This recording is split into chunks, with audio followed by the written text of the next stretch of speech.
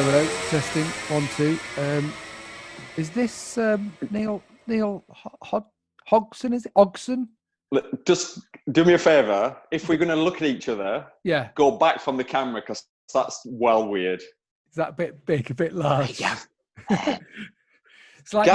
Welcome back to Gas It Out, ladies, gentlefolk, and everyone else who might be listening in between.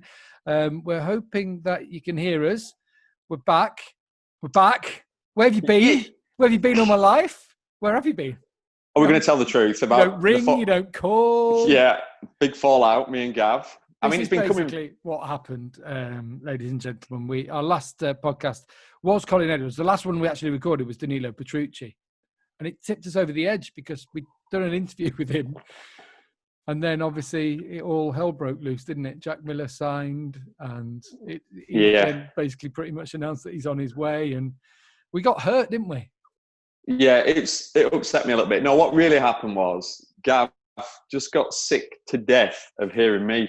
You'd had enough, hadn't you, really? Or not hearing you. Yeah, or not hearing me. Yeah, or while you were labouring. I'm in the kitchen. It's really echoey. Is it too echoey, do you think? No, it's not at all. I can actually hear you okay. You might be able to hear yourself, but it's actually better than it was. So we have been away for a while. This is our sort of second season. We thought we'd give ourselves a little bit of a break. We did a lot in a short space of time. We've got lots of things going on, but we're hoping to come back maybe a bit less frequently, a bit more infrequent. So once a week, we're thinking. But we're trying to do some video as well.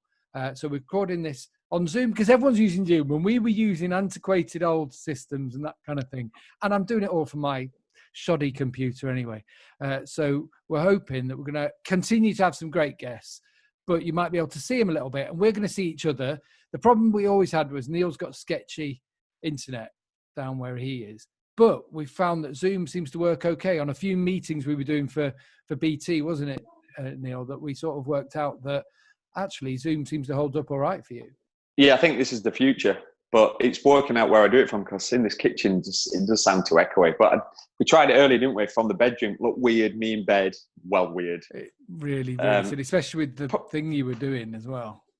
That's not weird. All lads do it. They do, honestly. Right, listen. Not in front of the mates, though. Really? But growing up, a little bit growing up. Not at all. What's annoying is, it's not like I've got a really small house. It's not that big, by the way. But Vic's working from home. And you're not disturbing her. You're not sat it's like all of a sudden she owns everything and it's like she's got the main space. So, I'm not really happy about it. So we're gonna have to have a serious chat about it. Have you not got like me, a man cave? This is my loft office, basically place I put all old race programs and all my race trophies as well. Yeah. I.e. none. We can see them all behind you. Exactly. Look at them. It's an impressive collection, that, Gav. But yeah, I've seen in the interim, there've been photos of your old helmets. Have you got them stored somewhere? No, that's in my dad's loft. Oh, dad's loft, is that right? Okay. Yeah, I've been going up to see my dad and he got this like little helmet racking and then I put them all in order. But I've got all my leathers there and they're all stacked on the floor. It's such a shame. They're not all sweaty and stinky, are they? No. It's such a shame. No, they're dirty though. They've gone foisty, because they've been up in the loft, in a cold loft in Burnley. And they smell. They do, yeah. So, yeah. I like how you make out like a loft in Burnley is worse than anywhere else. I know it's fairly exposed out in Burnley, but come on. Well, do you know what? I was up there yesterday and I left from the Midlands first thing in the morning, clear blue skies, beautiful day. And literally, as you're just arriving in Lancashire, the clouds appeared, and then you get over to Pendle, where Burnley is. And honestly, I had shorts and a t-shirt on. My dad looked at me like I was a weirdo, standard. And my dad's there sporting his John McGuinness t-shirt because he got a freebie off John. Well happy. So, John a call. I want one of them. Yeah. So, no, it is cold. Burnley's cold. Pendle Hill kills it. If you're from that area, there's a big hill called Pendle Hill. And it just, the side that Burnley's on of this hill gets really bad weather. The other side's Ribble Valley, which is beautiful, and it gets good weather. So anyway, not that people are interested in that. Well, they will be, especially if they're from that neck of the woods, won't they? Yeah. Something about where they come from. Go on. I love where I'm from, though. Don't get me wrong. I'm not dissing Burnley. Very proud. I'm just saying the weather's crap.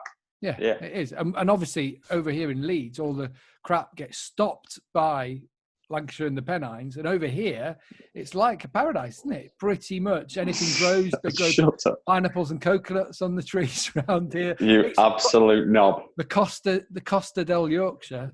Costa del crap. I've been to Leeds. No, Leeds is nice, actually. I do like Leeds. It's a good city.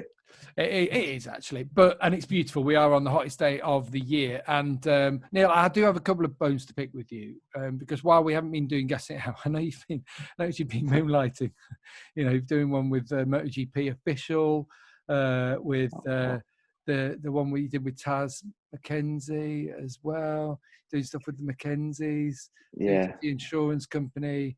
You don't text, you don't call.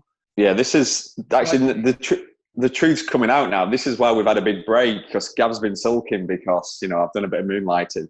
Sorry, mate. Listen, you are my first love, but occasionally I do like a little bit of slapping tickle elsewhere.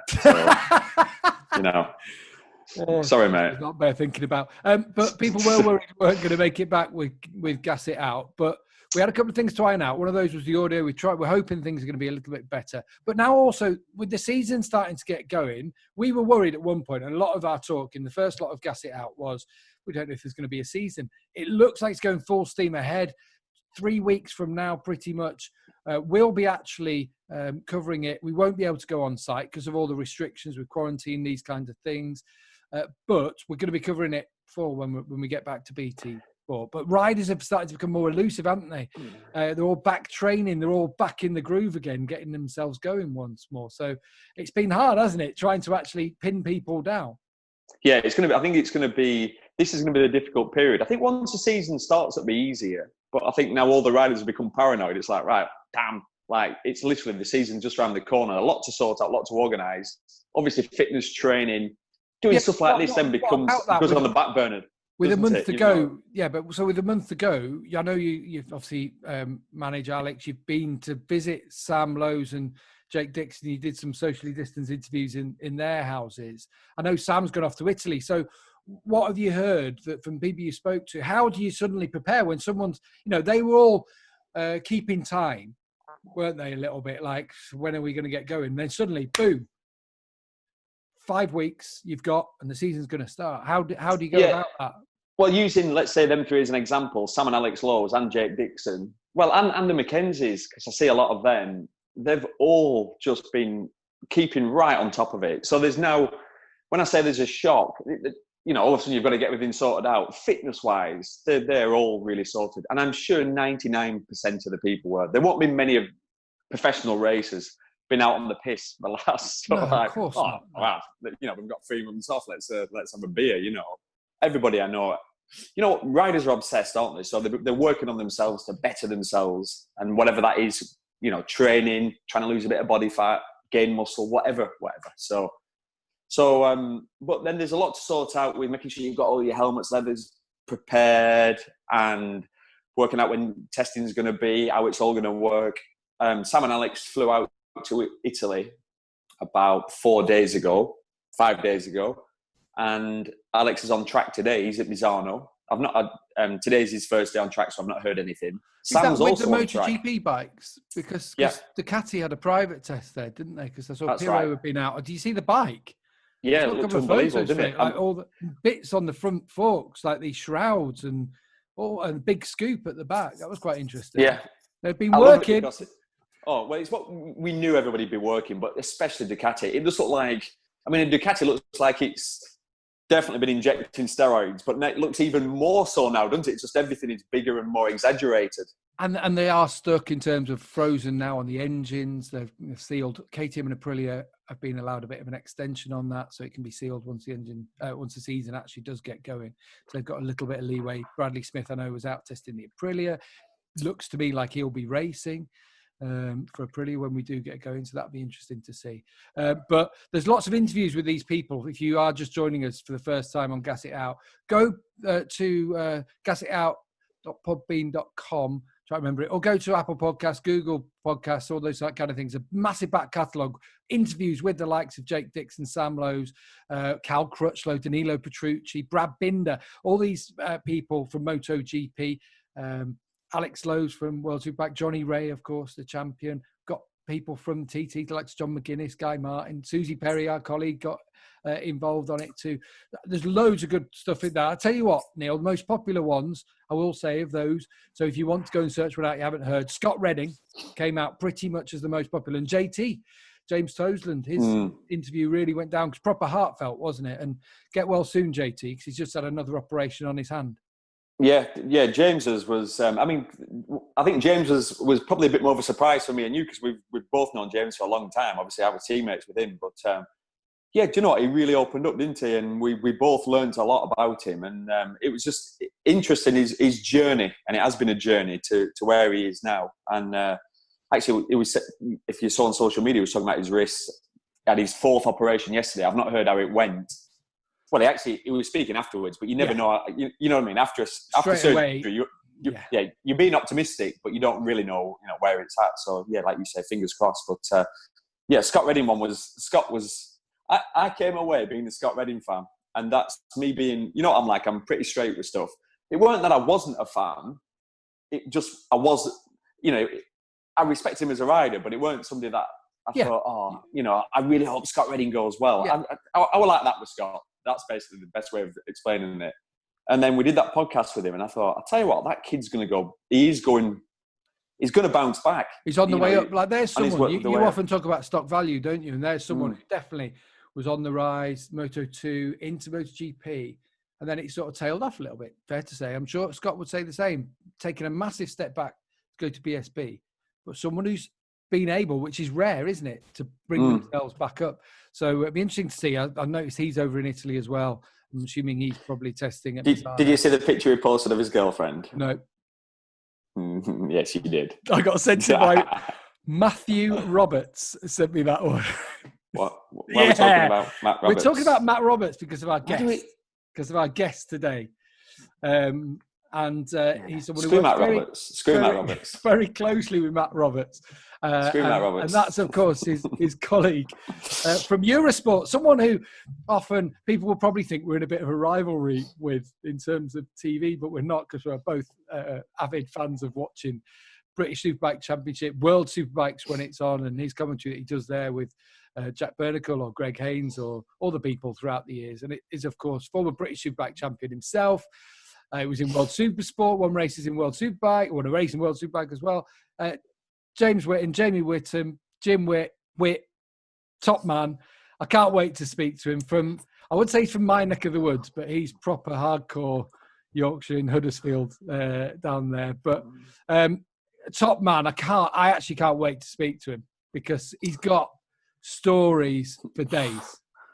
You could have 10 podcasts with Jamie just talking about his career, his experiences, his stories.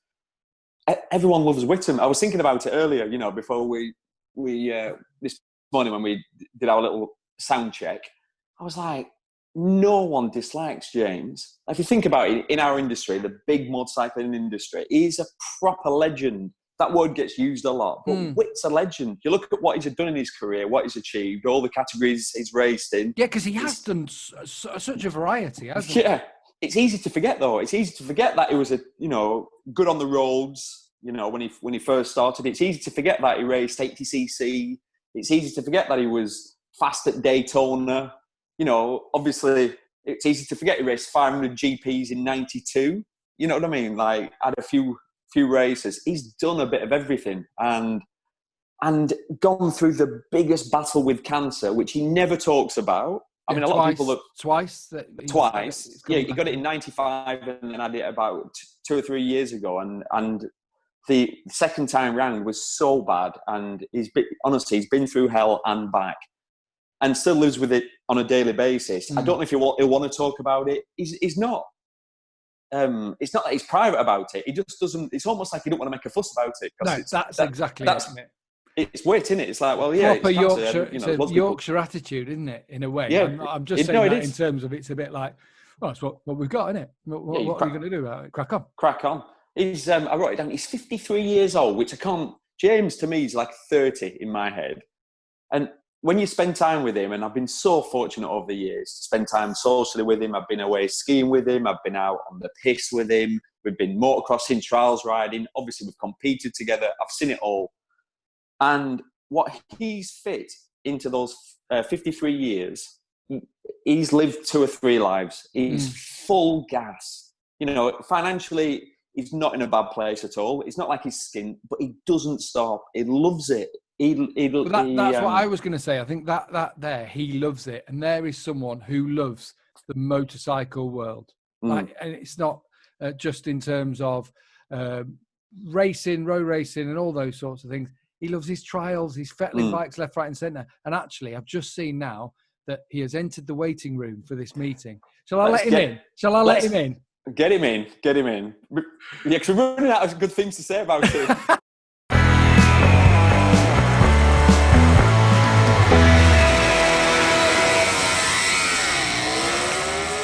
On Zoom, the first thing is everyone goes, "You're muted. That's always the first thing that happens in every Zoom meeting. Hey up, bloody hell. Hey up, he's a proper pro. Even got the microphone. Look, yeah, but the earphones are someone nicked off a BA last time I flew. So. Some things never change. The classy setup that you. Hang on a minute. Did he say Nick from BA? You've never flown BA weight. Come on, stop showing off now. Bugger. Yeah. Ryanair. Not from Huddersfield. I didn't know Huddersfield International had a bit of regular BA flight. Well, yeah, oh God, yeah, I've been busy up here, yeah. Leeds Bradford was closed, but don't worry, they were non-stop from Hud. See, James, Yorkshire's favourite airport. Right, yeah. Hey, James, already I can see battle scars on your arms. What have you been up to? Oh, that. Oh, yeah. Bit of tree cuddling yesterday. I bought myself a new, like everybody else in lockdown, not earning any money, but still getting that bored and going out and spending all my savings. Bought myself a new Sherco trials bike and did a bit of tree cuddling yesterday. Ended up in a fucking tree, actually. I don't know how I managed it. Oh my God. Rescue. I love it. I went off a little bit of maybe an 8-foot rock step because I just got it wrong. And it seemed easier for me to sort of cling on the tree instead of falling off the step and let the bike flipping go down the drop. So brilliant. Have you've been doing stuff with Lee Johnston, haven't you? What were you riding with? Oh, I tell you what, I love that kid, honestly.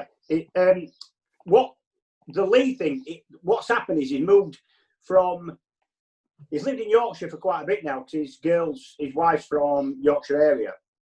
So, but he was Halifax way, but now he's moved to literally 3 miles from my house. So I've seen a bit of him. We cycled a bit together, trials biked a bit together. But we've taken the opportunity of lockdown. We've got a lot of sheds up here, hangars, big sheds, and they're all rough because my dad built them. They were all built out of second-hand stuff in first place.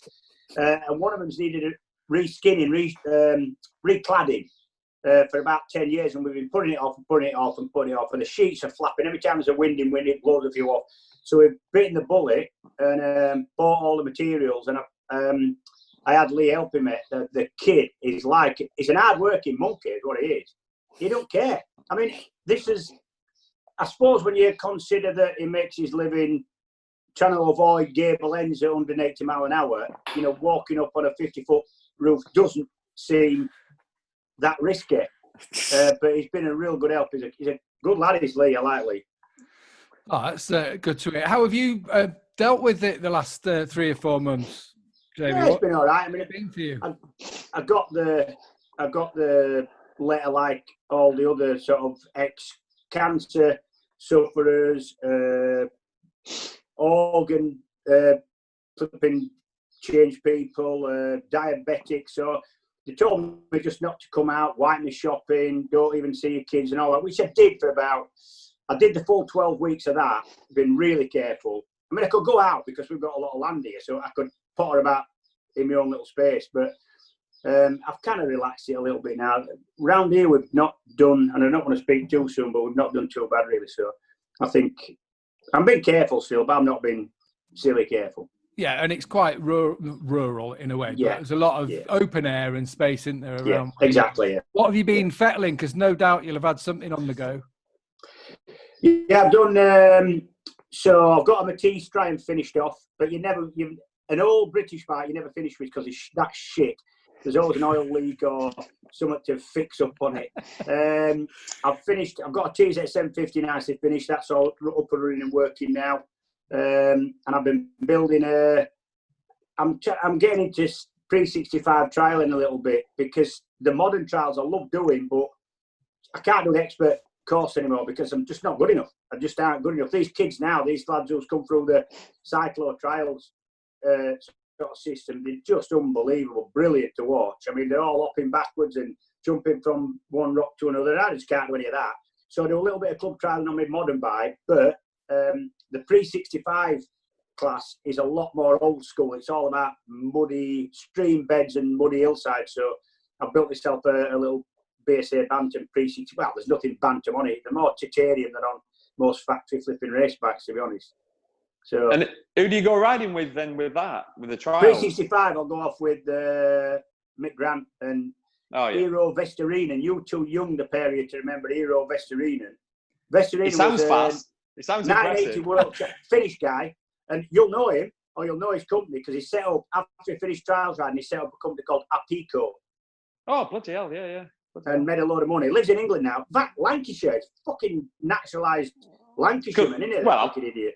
Yeah, made a load of money and thought, where in the UK can I base myself in the most beautiful part? I'll go to Lancashire. Of course he did.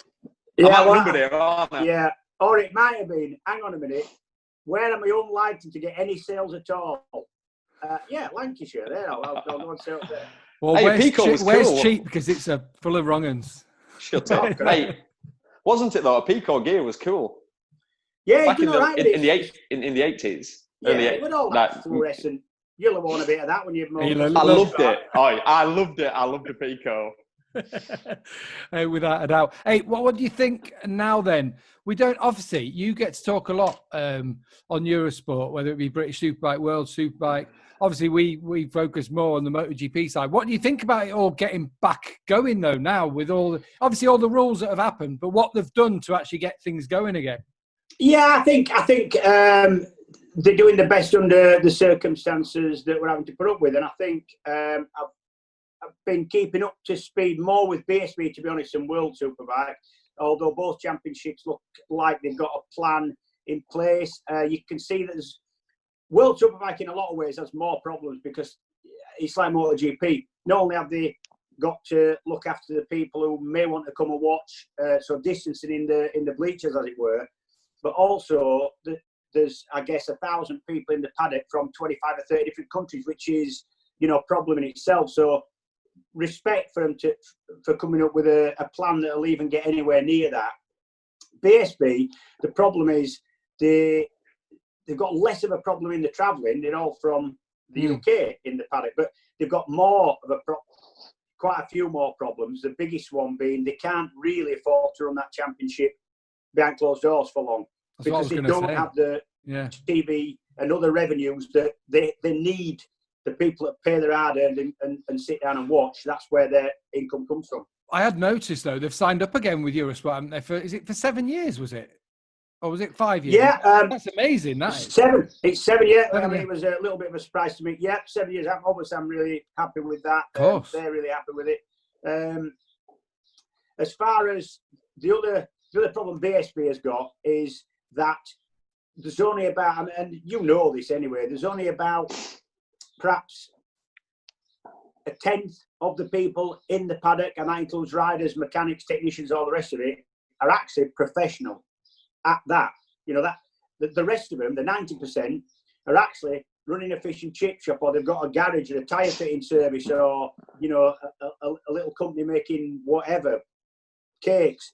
And they go racing on a typically Thursday night. They set up on a Thursday night and they race Friday, Saturday, Sunday, and then they go home and they're back at work on Monday morning.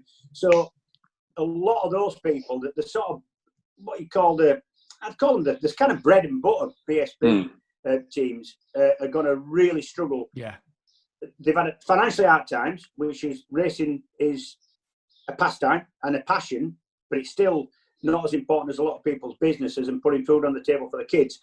And the other thing is that they're going to want to be putting more effort into getting the business back on an even keel than, you know, setting off on a Thursday night. They're not going to want a Monday and a Friday off work. They want to get back to... So BSB's had issues, but I think they've got a plan that'll cope for most, let's say. And then there's things like sponsors might not have any money. That's the thing. You know, you haven't got any money coming in from other sides. It's such a tough time for all the sport, really, isn't it? And everything that we're involved in. I mean, it's horrible. And it's for anything, I suppose, leisure industry wise. If you see that pubs and that might open, but still certain places like gyms and things can't even open, all those kind of things. So it's... you know, actually, the MotoGP class might be the one that's affected the less, if you think about it, because I know it's, you know, it's obviously funded by the manufacturers essentially. Yeah. But you've got then what you have is you've got tens of TV stations from around the world who are all wanting to put money into it to broadcast it, and they're the ones, the fans are still going to be able to see it in effect. Yeah. I did just do that. I apologise, but you know what I mean. Commercially, the bigger operation you've got, F1, MotoGP, in a lot of ways, the easier it is to come up and afford to do and put in place the procedures that you need to do. You know, if you're relying on, you know, 20,000 people turning up at Cadwell and you can't have 20,000 people at Cadwell, you're doomed, didn't you? So you know, that's a little bit of a problem. So I think MotoGP, and in a little bit of a way, World Superbike has a little bit more scope to go. When we talk about all these different championships, you obviously raced in all of them. And we were talking actually before, myself and Neil, because you had such a varied career, such a long career as well. Everything you raced from different, you know, bikes, different championships, that kind of thing. And I wondered, obviously, you won British Championships, you won World Superbike race, you won World Supersport. I just wonder when you look back on that vast old career in all these different places and different paddocks around the world, what's the thing that sticks with you? Where is it you go, that's home for me? I think it changes, I think, throughout your career. And I think Neil will understand this, that you tend to feel happiest and more at home when you're having a good time with it on track. That's the bottom line. Is if you're winning races, you can fit into any paddock. If you're the man, you're enjoying setting off and you're enjoying being part of something that you're reasonably good at. If you're having a torrid time and you can't fix what's wrong, or you're on the wrong bike for that season or whatever, you know how fickle the job can be. Well, you're not having a good time, and it's in a lot of ways it's the worst job in the world. But I guess if I'm looking back at the best times, it would have been the times that I had. I mean, I enjoyed it all. To be quite honest, I enjoyed it all. Looking back on it in the round, I look back and I think, I'm sure if you had Foggy on here, he'd be saying, well, I never did as good as, you know, I won 15,000 World Championships, but I didn't really do as well as I thought I might. I actually look back and say the opposite. When I started club racing, never ever thought I'd go as far as I did. And I look back at my career and I can just sum it up by saying, bloody hell, that was all right. That's right as well. And that comes across, though. That does come across in everything that you do. It comes across that you had a great time. Well, we've heard a lot of your stories that you and Rob Mack came up with, all the memories you were going through during lockdown. I loved a lot. The Scarborough one in particular, pushing the chap off, the little Glaswegian off the bike. And I think I enjoyed that one. But that you had a good time then, but that you just love it now still. And that you I mean, you know, you talk about there, your trials riding, you're working on bikes. You love the motorcycle world, don't you? Yeah, and I love the motorcycle world, particularly racing. The thing racing's got, I love my trials in, love my motocross, but the thing road racing's got, and when I say road racing, I mean circuit racing and you know, pure roads. It's because there's more of an element of you're going faster, the pitfalls are probably a bit deeper, therefore, and because of that, there's a real big brotherhood kind of thing about it, even now. And even despite the egos that come into play when you get higher up the racing ladder, it's still not a job that anybody can do. You wouldn't, unless you've got talent and you're brave and you're prepared to sort of push the limits a little bit. All the things we like to watch now, you're not going to do any good at it, and that's a fact. And it doesn't. What really has amazed me over the years, and still does, you can get the smallest, nicest, most polite little fellow wouldn't say boo to a goose can become this kind of horned devil as soon as you put a set of handlebars and 200 horsepower under his right hand. It's just the weirdest thing, and quite the converse. You can get a big. I know lads who started racing with me, bigger, stronger, harder than me, have a go at anything, and they were rubbish because it's something different, and it's in there somehow. Between the ears, and I still like a John Reynolds type personality, exactly, who wouldn't say boo to a goose. He sort of dressed like a middle-aged man when he was probably in his mid-20s. He was a middle-aged young kid. That's what it was. Yeah, exactly. Well, yeah. And you, like you say, you think he wouldn't say boo to a goose, and he would have you off the edge of the track, no problem at all. And he knew exactly what he was doing. And he'd do it in such a way that you needed the skill to do it. He wasn't just a lunatic who ran into you. Mate, he'd stitch you, but he'd do it in a way that you went, well, fair enough. Yeah, you know, I was taking the piss. I should have never even tried to go around the outside of him. I won't do that again. That's what it was like. Yeah, that's what I still love about it, to be honest. It is funny. Do you love it like more, as much, the same now as you did when you raced, for example? Why I'm asking that question is, being totally honest, for me, I love it about the same as when I raced. Because when I raced, the highs were higher, but the lows were lower. So then overall, throughout my career, you'd say it was on this path. Now, as what I do involved in the industry, with everything I do, I'm about on the same path. I love it the same. Yeah, I'd say about that. I miss certain things. I don't miss some things, and I miss other things. I don't miss the fact that you've got to put up with the knocks, the broken collarbones, the bits of skin missing here and there.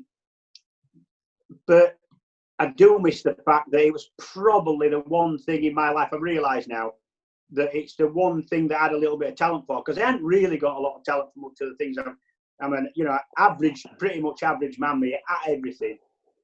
But racing was the one thing I kind of stumbled on. I was kind of all right at that, and I missed the fact that I'm not anymore. The one thing that I was all right at and seemed to come pretty naturally, and I enjoyed it. I can't do anymore, really, at that level. I can do a bit of flipping club racing, a bit of classic racing. I can go to Goodwood and whiz round on them, Manx Nortons, but that ain't the kind of same, that ain't the same as being the man occasionally. Yeah. And you know what I mean. Yeah, the only bits I miss is, but it's such a small percentage of what it involves in racing, is that you're the man. Standing on the top of a rostrum with a big bottle of champagne. You're not going to get that anywhere else. No, you can't replicate that. Whatever releases in your body, that when So exactly. And, now you look at them. You look at these kids coming up and winning races and going well and fighting, and they're all a bit more media savvy than we were. And in a lot of ways, it's more difficult for them to enjoy the moment of it because there's a lot more pressure on them, sponsors, etc. But in actual fact, I still look at them and I think, you lucky bastards. I just hope that a lot of them realise it while it's happening, because there's a tendency nowadays for them to miss it after. Not they don't realise while it's all gone. I remember Jake Dixon. Obviously, I was really good friends with his dad, and he had a hard time. He led the British Supersport Championship at about 18, I think. He was a young kid, and then he sort of faltered the last couple of 3 rounds, had a crash, hurt himself, tried to ride in, typical story, and he was so upset with it all. He was actually crying. Kid was crying, and he was only a kid. And I went up to him and I said, "Do you know what, Jake? You're brilliant at what you do. You're probably going places in this sport, I think. But don't forget, number one, the good bits are only going to be better because what you're going through now, right? They're going to, you need to taste a bit of this to know how hard it is and to taste the good stuff. And do you know what? Even at its worst, it's better than putting a flipping dollop or something on a thing as it comes past on a conveyor belt in a factory. You know what I mean? You don't get a lot better. And I just hope a lot of kids realise it while it's still going on, you know. I think what happens a lot of times, and I've seen it not just in this sport, but in other sports, is that a lot of things come to people a lot younger. And I'm not going to say a lot easier, because people still need to work hard to where they get. But I think things do come to you at a different level when you're younger now, and it's almost, you take that for granted, whether you're coming through a rookie championship or you're coming through something where a bike's been provided, like a talent cup, that sort of thing. And you almost agree, not having to graft in the same way to get somewhere. And it's, I think actually the riders who recognise that are the ones that are able to achieve that bit more. Or there's a click like we've seen with Scott Redding recently. We were talking about it with him, where it seems like suddenly there's oh shit, this isn't going to last forever, you know. I'm living my best life now. Yeah, that's it. I 100% agree, and I think it was easier in the old days to enjoy that, because you didn't start typically till you could afford to start. I was lucky I started at 16 because I had a dad who had a few quid. That's simple, and I don't deny that. You know, I'd have probably gone racing, but would have probably been in my early 20s and paid for, if I'd have had to pay for it myself. But now kids are away and doing well at, you know, early teens, and that's, I mean, what do you know at that point? You know, I always tell them, you know, it don't get no better than this for most people. And I know, you know, I know you're quite self-deprecating anyway, in one way, but you also say you're pretty average. You're a bloody good broadcaster as well, and lots of people, we all love watching you on things you do, whether it be on Eurosport, whether it be on the ITV stuff with all the TT, that sort of thing. How much did you ever think this was going to be the way of the second part of your career, almost being a broadcaster, being a public speaker, being someone who does not at all, never? Because it looks natural for you. It looks like it, you know, it's something you enjoy doing as well. Yeah, I think the key is I love the sport, so it's not that big of a deal. If you said to me, right, you know, you look at proper broadcasters, and I definitely include you in this, Gav, and 50-50 you, Neil. I'm not convinced yet. I think we've got the medal, but I don't know. I definitely haven't. No, that's not true. Somebody like Matt Roberts. Good. We don't mention his name on this podcast because Hodgy gets jealous. But you could go, if you said to him, or you, Gav, right, we've got you the best job in the world, you're taking over from Gary Lineker, you would do your own work and you would present that programme and you'd do a mega job of it. I couldn't. If it ain't got two wheels and an engine, I will be doomed completely, I'll tell you that. And that's the difference. I'm only natural with it because I actually love it, and it's not that big effort. I know it sounds awful because I try and work at everything I do and make it the best I can, but actually, I like it that much. Yeah, but it's not that effort because it comes naturally to you, though. Exactly, James, I'm exactly the same. And over the last few years, two of my friends have gone, oh, you should try and do other things with the TV side of stuff. And I'm like, why? And they go, well, just think you could probably earn loads more money if you did a bit of football. And I'm like, one, it's so much harder than you think. Yeah. So I'm just relying on all what we know, all our knowledge, but actually presenting like you said. But Gav could do it because Gav's an incredible presenter. Matt Roberts could, Susie Perry could, Craig Doyle could, because that's what they do. They're professional presenters. We're like professional pundits, but also we can do a little bit of presentation stuff. But it's like you know what I mean. It's a bit piece to camera or whatever. I think the one thing about TV for ex-sports people, ex-athletes, is that there is a buzz of being live, isn't there? There is in some sort of way. If I mustn't mess up here because there are a lot of people watching me, and there's a bit of performance in there as well, isn't there? I'm not. I can't believe you've never saying it's winning. James, I can't believe you've never sworn on TV. No, I can't believe it. I mean, I know that the viewers aren't going to believe this, but I swear a lot generally.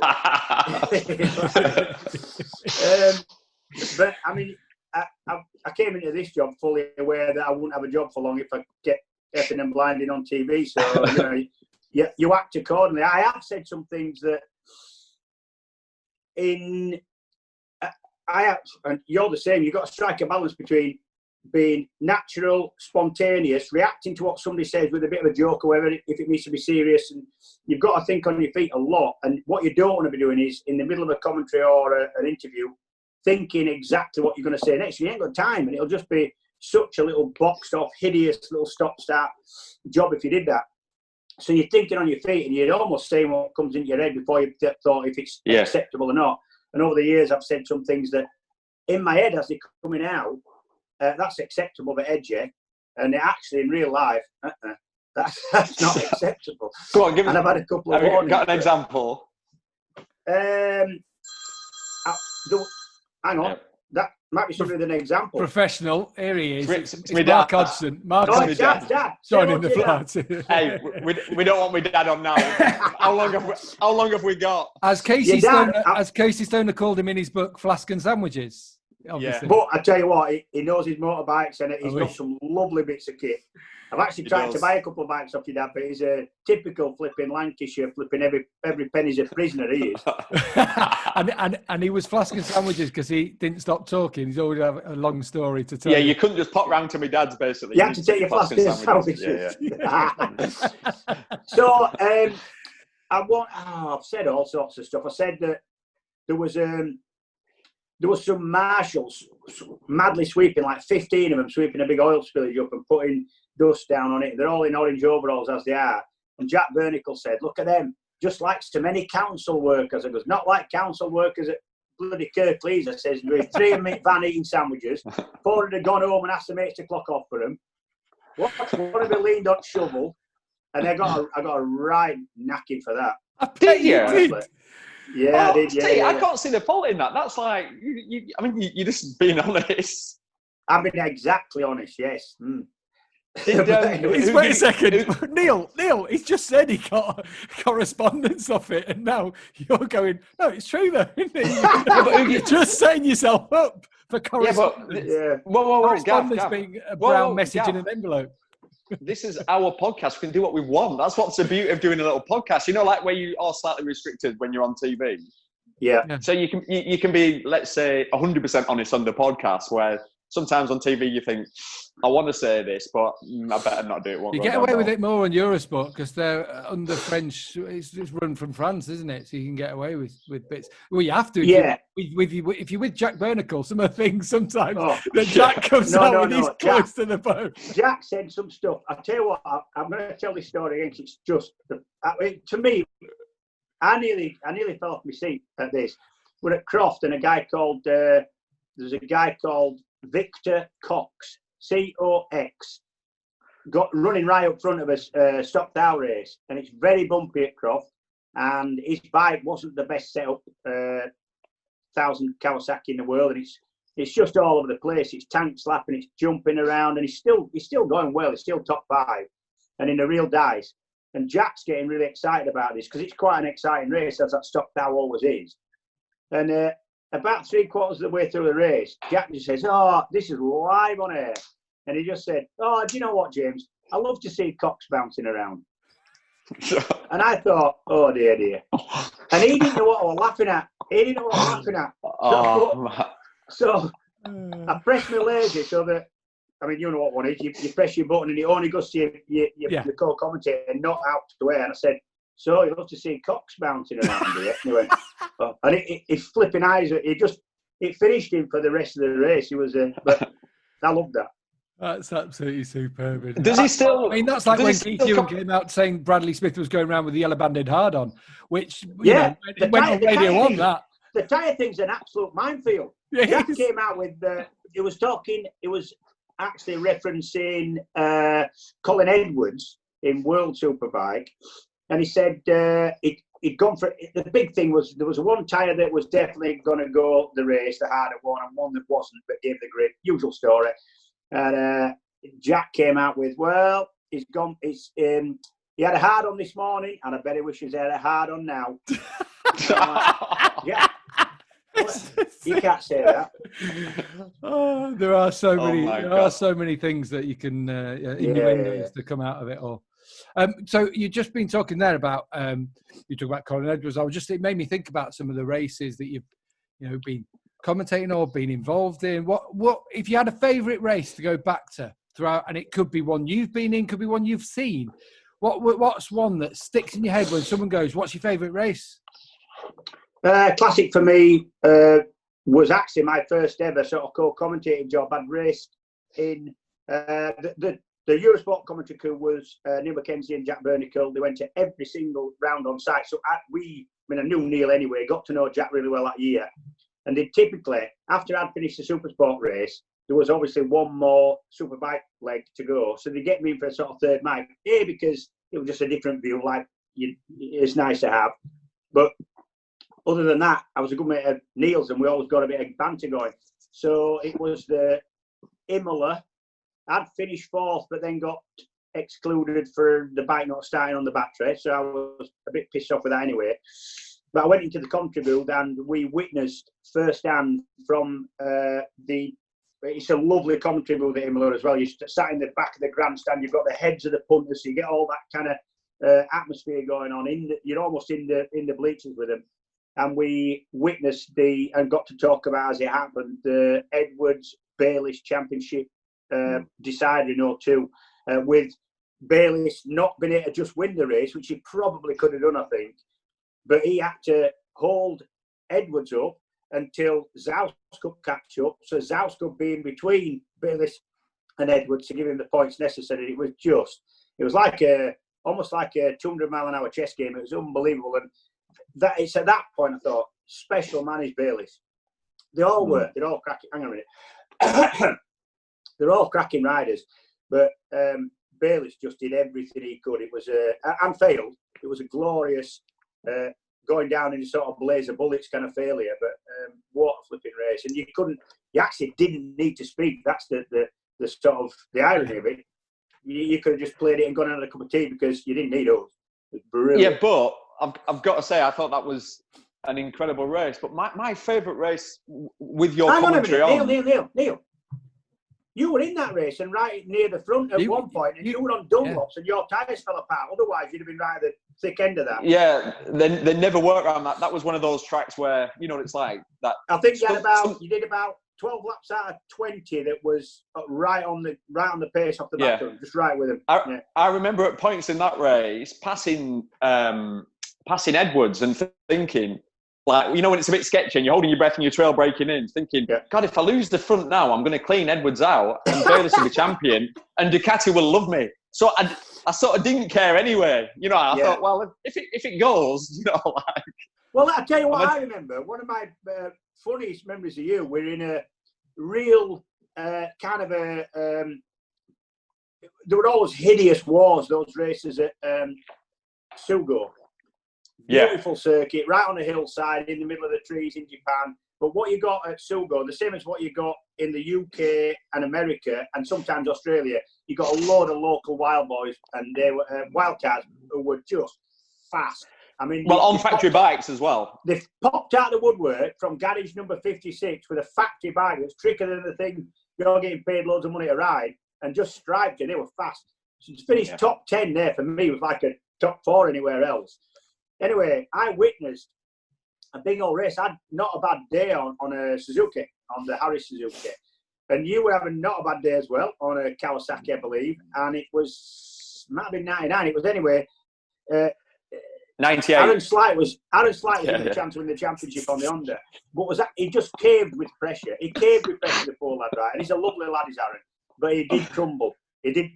And anyway, he's making mistakes and just getting to the front of the group and then running wide and Neil would have him again. You did no wrong moves at all. You had a lovely race. We finished probably 6, 7, 8, something like that. After the race, it was all his own work, these mistakes, and he lost the championship on his own. You know, he couldn't blame anybody else. But he decided that he was going to hate Neil forever for robbing him of a championship that he did. He still does. I've never seen him so angry. He was so aggressive, wasn't he? Trying to kick you off your bike after the finish. Yeah.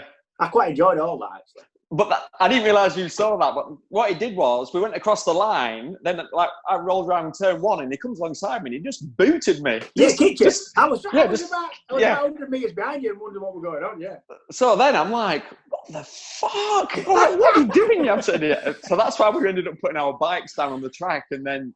It was one of those, like, right, leave that there. Come on, gloves are off. Yeah. But then what happens is you have that horrible realisation. You both stood there with your helmets on. You then know cameras will be on you. And instantly you go, what are we doing? We look like a right pair of dicks.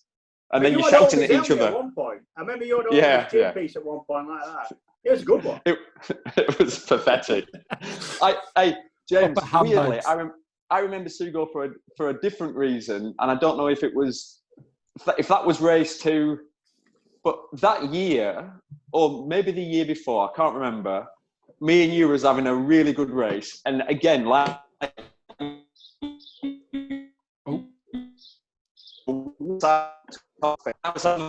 was like, all right, everything's good. I think I passed you, and I thought, brilliant, I've got past Whit. That, I'm going to break away now. Little did I know. We got down to basically the straight there, Gav. It's a long straight downhill into like a second gear sort of right-hand corner. Big right, anyway, off camber.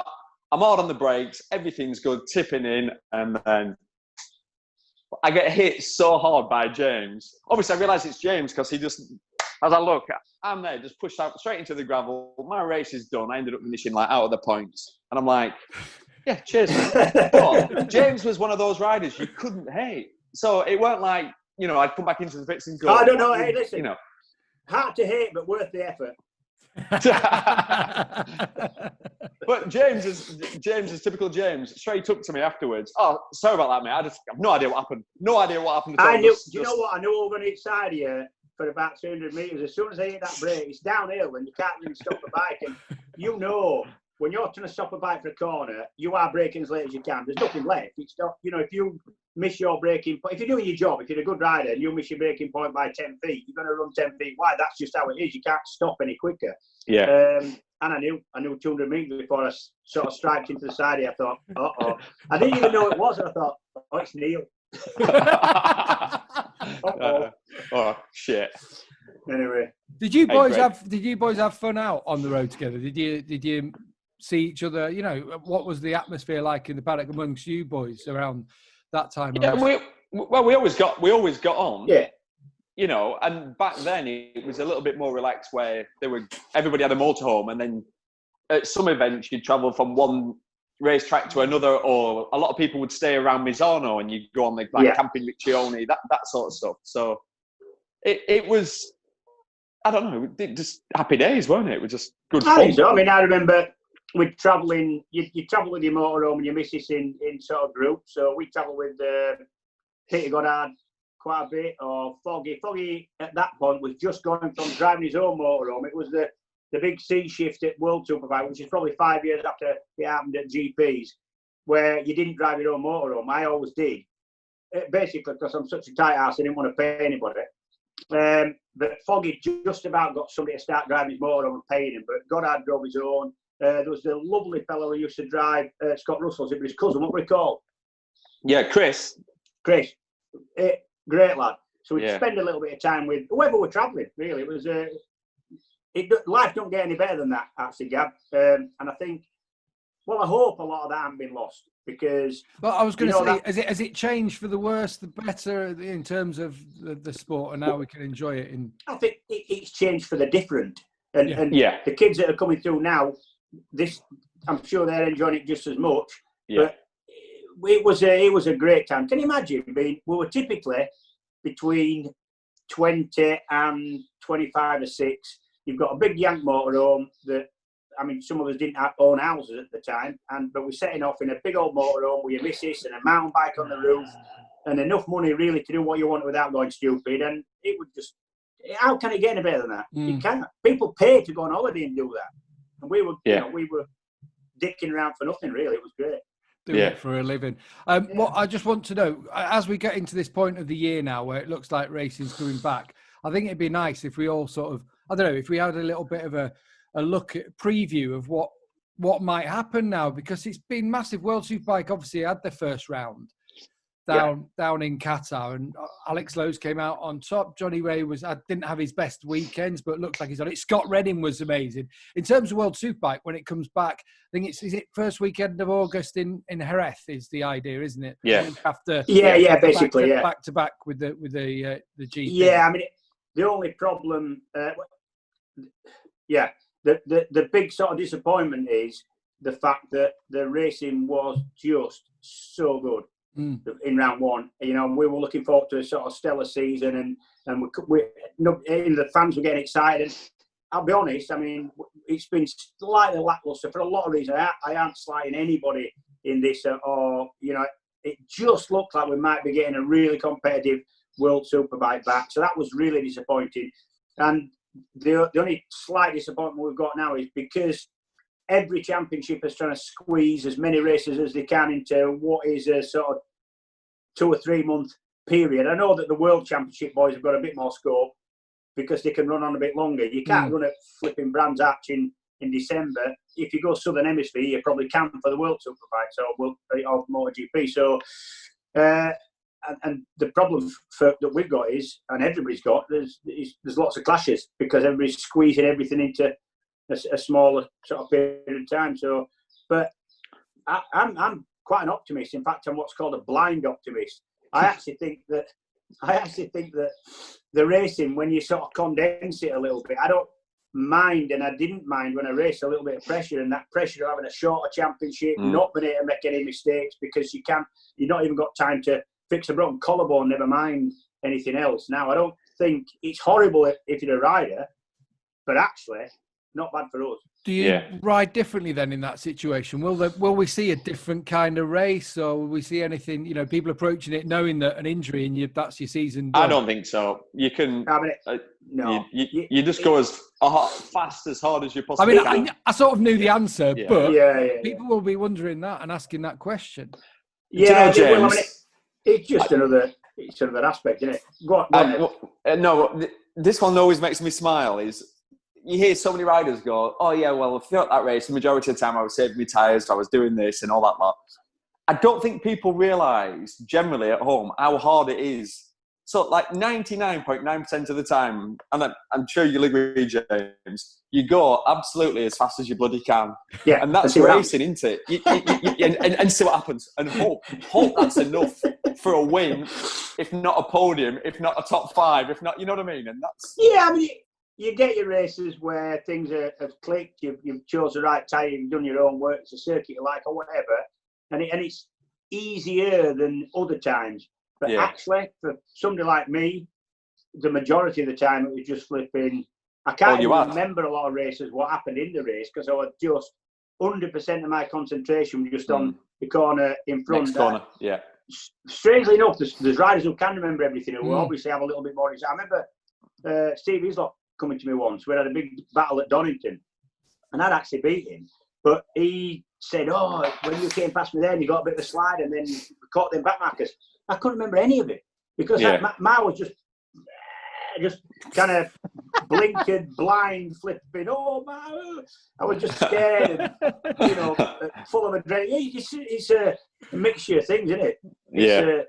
You're full of chemicals that you don't really understand what they're doing a lot of the time. You know.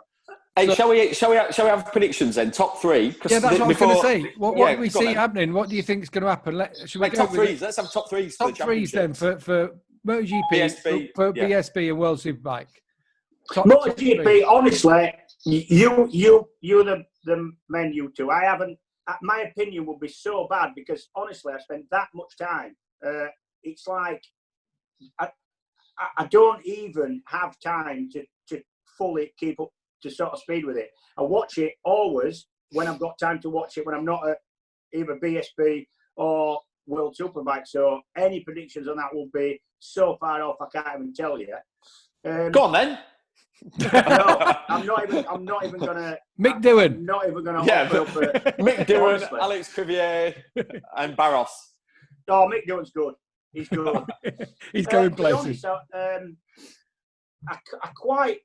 I'm one of the things I do hope is that Jake Dixon can have a good time with it. I spent a bit of time with Jake, and he's had a hard time. I mean, it was always going to happen. It was never going to be easy for him, but I hope he can make some kind of headway, to be honest. That's I'd like to see him in a class that is so difficult to make any headway.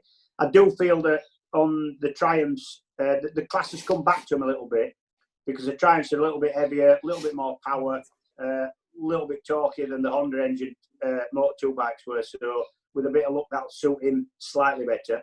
World Superbike, it's the beauty of it is there's no real outstanding kind of championship favourite. You're bound to say Jonathan Rea, but would you bet against Top Rack just taking another step? If Scott Redding can click with that, I mean, he's a rider who's travelled the world all his life. Nothing's going to faze him. He's not going to be like he's going to taste a bit of foreign food and his head's going to fall off, like it does with some riders new into World Championship. So it's going to be a really, it's going to be a cracking championship, is that, in my opinion. Also, remember 2 Supersport races per weekend. Yeah. To make up for us losing this kind of Yamaha single mate Blue Crew thing, which was a pity because that was a cracking idea and a cheap way into World Championship racing that World Superbike, the World Superbike paddocks lacked, I think. And I think that would have been well, it is going to be good when it finally kicks off. But 2 Supersport races, so that's going to be good. And BSB, again, when you lose... James, give us your top 3s, for God's sake. Give us your top 3s. Right, okay, right. Give us your top 3s, come on. Top 3 World Superbike, I'm going to go... Them 3, Jonathan Rea, Redding and Top Rack. But it could very well be anywhere around to that 3. I've got a feeling about Top Rack, honestly. If he can... It just seems at that point where it can take a sort of big step forward with a bit of luck. Winning, and then boom. Yeah, and no, a bit of a sort of knowing he can win, and definitely got the tools. BSB's a tough one to call for me. Absolutely. I've looked at it and I'm I wouldn't know where to go. Do you boys know where? I mean, I don't. Everyone says Josh Tricky. Brooks. I think someone there with He's all that favourite. That experience. It has to be the favourite. Who's that? Brooks. Yeah, Brooks will be favourite. Brooks starts as favourite. A couple of reasons. He knows the championship, knows the circuits, did a lot of winning last year. He's on the same bike, and in my opinion, it's the best bike. Yeah. Putting it simply, I think it's probably the best bike of the championship. I would love to see Christian Eden have a good time of it because I think it's Christian. I love Christian. He's a great lad, good mate of mine. Proper salt of the earth bloke. He's lovely, and nobody works harder out than him. And I just feel he's on the best bike for the best team, arguably, and he's got to do it. There's no excuses now for him. He has to perform. I'd like to see the Mackenzie boys going well, just because Taz had a little bit of. I mean, it was how the hell he managed to even walk in a straight line after what he went through last year. Just beat himself up a lot. Taylor back in Superbike, so that's going to be interesting. It's the beauty of BSB is it could be actually if Josh Brooks has an hard time of it, short championship, 3 races a weekend doesn't take much of a slip up to miss a few races. And no showdown, is there? It's a first past the post system this year. Yeah, you couldn't really run a showdown. It would have been a one. And Tommy Bridewell. Someone like Tommy Bridewell, you can't bet against him, can you? You know what I mean? He's going to be... really. But Tommy's another one of them. It's kind of knife-edge stuff with Tommy. Good season for him last year. Loves the team. They love him. It's just a sort of real synergy about the job. They do enjoy going racing. You go in that garage, everybody knows the stuff, and they want to be there. And I'd love to see Tommy going well. I would. Yeah. But Brooks for me. Brooks starts as favourite, I'm going to say. Yeah, starts as favourite. But like you say, anything can happen. You get that first race meeting out of the way and it's like, oh, bloody hell. Yeah, in fact, there's always a surprise. One of the races of the year, last year for me, of all classes and all championships, it was BSB Stock 6, the young kids. And any one of 4, one guy led it, a Kiwi guy led it by about 9 points. He had a nightmare. Bike just didn't perform. He's running around in sort of 8, 9, 10, trying to get up to wherever he can get the points just to win the championship. Then there were another 4 riders could win it, and all 4 of them led it in the last half of the race. And it was just flipping nuts. It was brilliant. So we'll definitely be having more of the same. But BSB's the most difficult one to call, I think. Yeah, totally agree. I won't push you on MotoGP then. Just say Marc Marquez. Say Marc bet there. There we are. Hey, Neil, do you ever get to ride them things now? What? No. The last one I rode was when I got a chance to ride E19's bike. What was that? 4 years ago, Gav? 3 years ago. Gav was my crew chief. Yeah, it wasn't good. Right. I'm blaming Gav for the setting was way out. Took about 3 seconds off your lap time with some of them settings. Hey, I tell you what, you can't believe, James. The standout thing, but wasn't the seamless gearbox because I'd not experienced one of them before. That was it was nice. The standout thing was when you came out of the corner and you went like that. How with those massive wings on, the bike you felt like you were going forward. You know, like we were constantly on the rear brake or stopping and wheeling. Yeah. There was none of that. It was bizarre. So like the last corner at Misano, you'd come out onto the start and finish straight. Normally you'd be climbing all over it. Yeah. You didn't have to because it just wanted to go forward, but you could feel the back of the seat pushing your backside. I'm like, oh my God, what a nice, imagine having this back in our day. Like, yeah, because the limiting factor of acceleration on any bike, especially from the lower speed, first, second, third gear upwards, is the fact that the centre of gravity of a bike has to be quite high compared to anything, compared to a race car. So the thing just wants to wheel. So that's what's limiting your acceleration. So you don't get any of that. It just goes forward. No. What a nice feeling. Some of the electronic settings I shoved in there as well. So that happened, we got absolute tosser. Absolute tosser. Oh, yeah, good. I got the geometry just right. I've got a quick fire round for you, James. Well, it's not quick fire. There's some questions where it's not like one word answers. It's not that word association, is it? No. I hate all that bullshit. I get into trouble with them quite a lot. So why do you always... It's a slow fire round, is it, Neil? It's a slow fire round. I call them my big questions.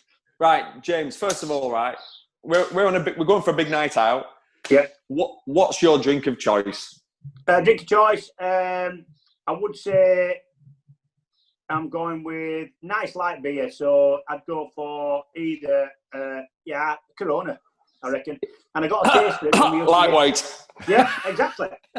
So what? How you can talk? We got a taste for it when the whole paddock was awash with the stuff when they used to sponsor the Supersport Championship. My motorhome, honestly, I don't know what the maximum carrying capacity was of them luggage lockers underneath, but I was exceeding it most meetings.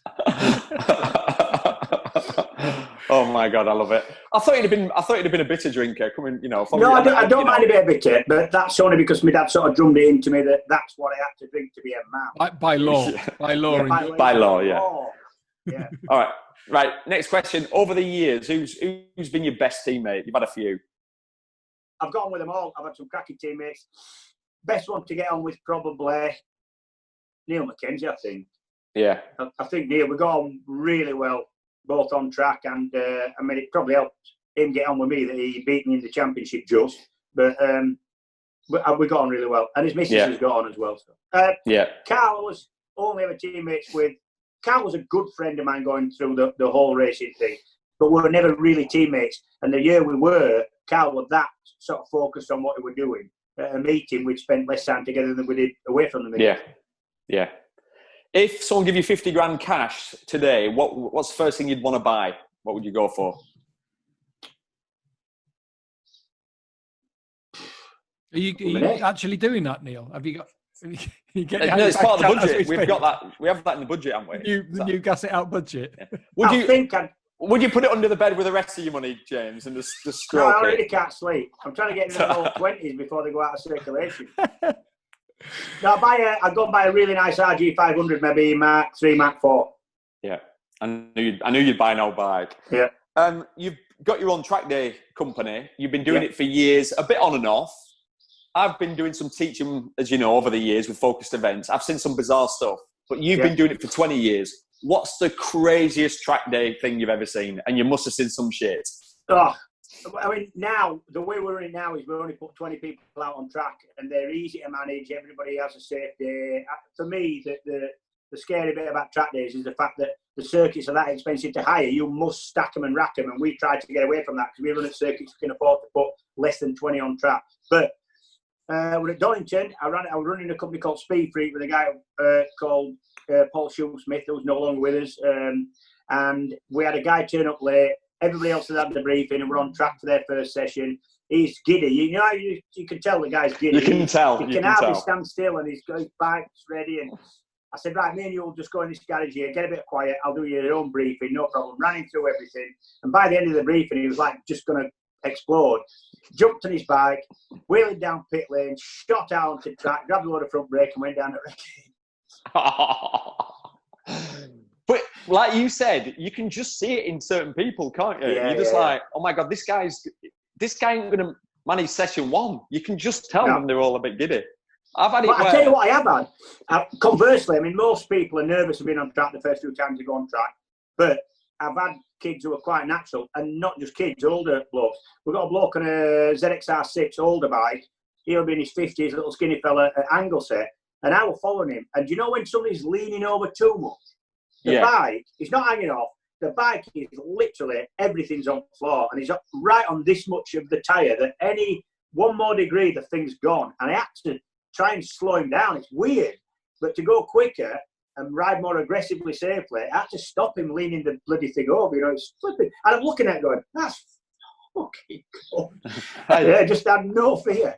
And I've had that where you're behind them and you think, I've got to get in front of this guy because he's going down. But then as you get close to him, you think he's going to go down in front of you because he's got too much lane angle. So you've got this horrible dilemma of, was it me? Get past was that me? Was it me? To go. That's what I was saying. I got past you. I'm like, oh, thank God I'm past James, you know. But, you're having a dinner party. Yeah. What three riders would you... It's the last question, by the way. What three riders would you invite? Dead or alive? Dead, either. One of them would be Mike Aylwood, because it was a bit of an hero of mine and my dad's, and he got killed before I had a chance to meet him. And I think I'll put myself in a position later that I probably would have been able to meet him at an industry do. So Mike Aylwood would be one. The other one would be Kevin Schwantz, just because he's flipping nuts. He's completely mad. Don't care what he says about anybody, and it'll be funny. Although I'm not sure Aylwood would get on with him so well. And can I have Winston Churchill? I don't know whether he rode a bike or not, but I'm sure he did at some point. Yeah. I'm sure he did. There you go. All that in. Bloody hell! That'd be.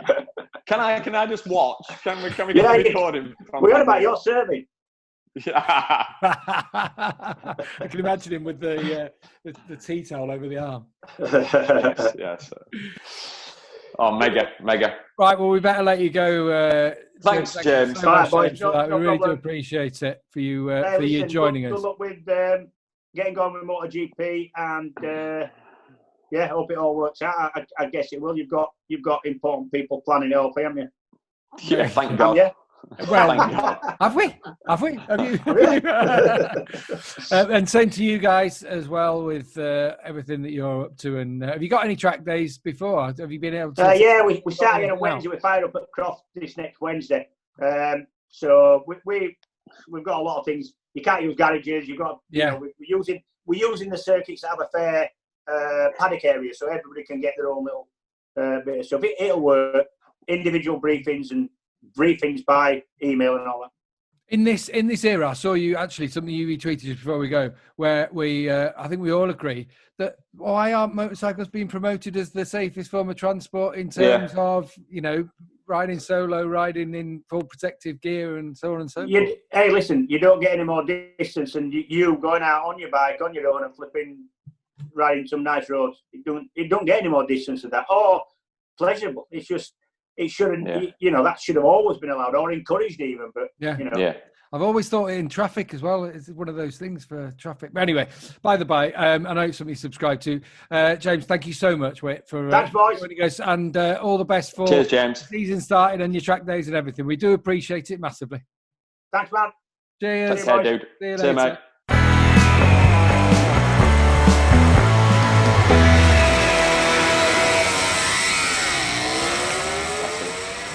Spot on. That's James Whitham, who has joined us. Some great stories, as always, Neil. I love it. And that, as you said, before we even spoke to him, the tip of the iceberg, we could have then had 10 hours. God. 10 hours. We didn't delve into a lot of times. I was like, do you know what? I know. We haven't got time. I feel exactly the same. You almost feel like you've scratched the surface, you know, with James, because I've had so many meals out with him, and you sit back, neck a few pints, and just let him go. And honestly, the stories he's got, he's one in a million, isn't he? Yeah, and a salt of the earth character. Salt of the earth character in so many ways. Gav, and he could ride a bike. Yeah, but that's the other thing you mustn't forget. And he rode everything. He could ride a bike. Rode it well. Very, very, very fast. Brave, way too brave. Too brave, you know, but you can tell, just, you know what I mean? You can, just his personality, he were having a go. If he were behind you on the last lap and it said +0, wait, you thought, oh, fuck.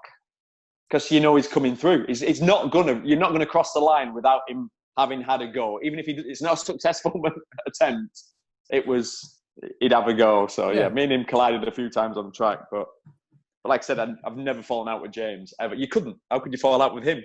Yeah, you know what I mean. Yeah. So no, I love the man. Love him. Great to hear from him. What do you think about his predictions? I mean, I agree. Really, not with the World Superbike one. I think obviously I manage Alex Lowe's, so Alex will finish top 3 in the world. I'm convinced of it. So I don't think he'll beat Johnny Ray in the championship, even though Alex is leading the championship. My money would still be on Jonathan, but the way I see it is for Alex, it's a learning year.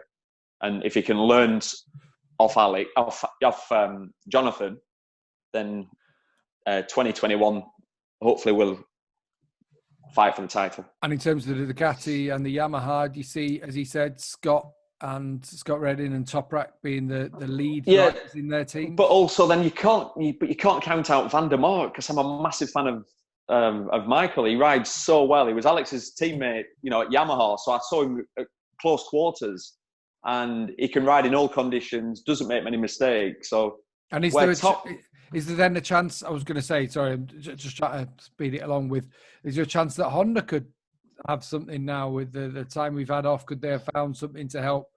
Because you know they were behind clearly, but they've had a bit of time to maybe be working on a few behind the scenes. So you got your Bautista and Leon. And Leon, you know what? That will have worked for Honda. You know, it's really worked in their favour. Yeah, you're so right. They've gained almost a year, so they will have. Things will have been developing and put on the back burner, thinking we'll have to do this next year. They've had a chance to have a little play with stuff. You're not racing in the meantime, where you can't bring that in because we're here. We're going to a next race. We're doing all that. No, you're all in there in Japan, whatever, getting on stuff. Yeah, that'd be interesting. I think even though it's a short season, it's going to be a very short season for the Superbike boys. It'll be the best season we've had in a long time.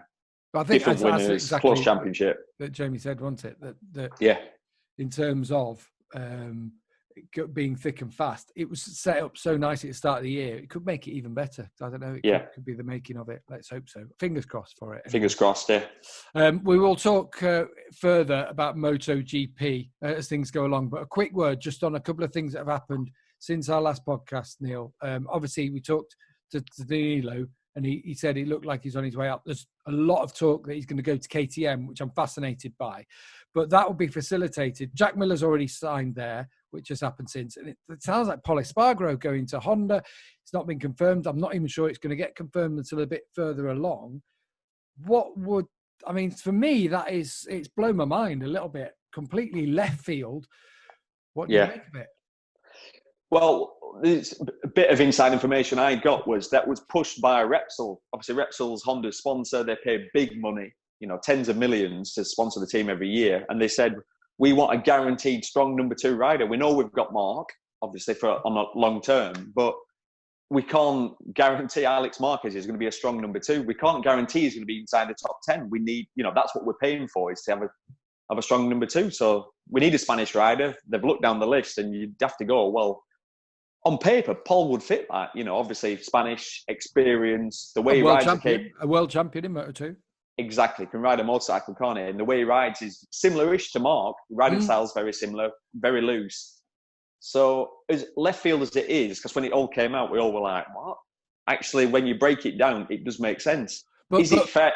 What does it do to the dynamics then of the market? Well, yeah, exactly. Yeah, well, Mark will be pissed off, won't it? Just signed for 4 years. Yeah, you signed longest ever contract, and then really he'll think you've really disrespected my brother there. You've not given him chance to show what he can do. But then I'm sure Honda are going to move him to somewhere, potentially Cal's ride at LCR, you know, it's talked about. So where does that leave Cal? Well, then Cal, with all his experience, surely someone like KTM. Aprilia, you know, I know KTM we're talking to him, but Aprilia, you'd jump at him, wouldn't you? Like Cal Crutchlow or Andrea Iannone, like it's a no-brainer, isn't it? You know, someone who's got the experience of Cal without the fickle side and, you know, very good at developing, is a great development rider. Well, clearly he has with the Honda, hasn't he? That's been one of his roles. So, are you surprised that all these deals are being done when there's been no racing? Well, it was always going to happen, I think. The longer it went, we're going to get to a point where I'm surprised about the Pole move. No one saw that coming, right? But the other deals have to be sorted, don't they, really? It's just the way that it works. Think once it became clear the racing was going to come back, surely you want to see how someone's performing. If Alex Marquez now starts getting top 10s. And well, imagine if he gets top 5s. Imagine if it really clicks. Two-time world champion Alex Marquez is nobody's fool. And the bike, if the bike is working, and his brother's going to help him. Which wasn't necessarily at the beginning of testing, but you know, I don't know. It's just going to be fascinating. It is fascinating, isn't it? Fascinating. It's all to come. Yeah. We'll be talking about it more, I'm sure, when tests are undergoing as we speak now. We are about a month away, is it? Yeah, about 4 weeks away, pretty much. Yeah. From the start of the championship. I'm giddy. I'm a little bit excited about it. Weirdo. Come the on. fact that you sat, weirdo though, sat there with bloody headphones on, the mic, black t-shirt, but completely naked on your bottom half. That's not normal. In fact, let me show. Right. It's where you want it to all break up the screen. Right. Great to speak to you again. Great to speak to Whit. We will be back very soon indeed. Thank you so much for listening. If you have enjoyed it, please like, please subscribe, please send it to your mates and all those kinds of things, and leave a review as well. It all helps us, and hopefully we can make these better. We really do appreciate all the lovely comments we've had, and people have missed us. Hopefully we've sated your, what would it be called? Your desires. No, that's not quite the right thing, is it? We've given you a fix again. Yeah. Just go, Gav. Just go. I'm going to go. Listen, Gav. What? I love you, man. That's creepy when I can see you. See you later. Bye. See ya. Ciao, ciao.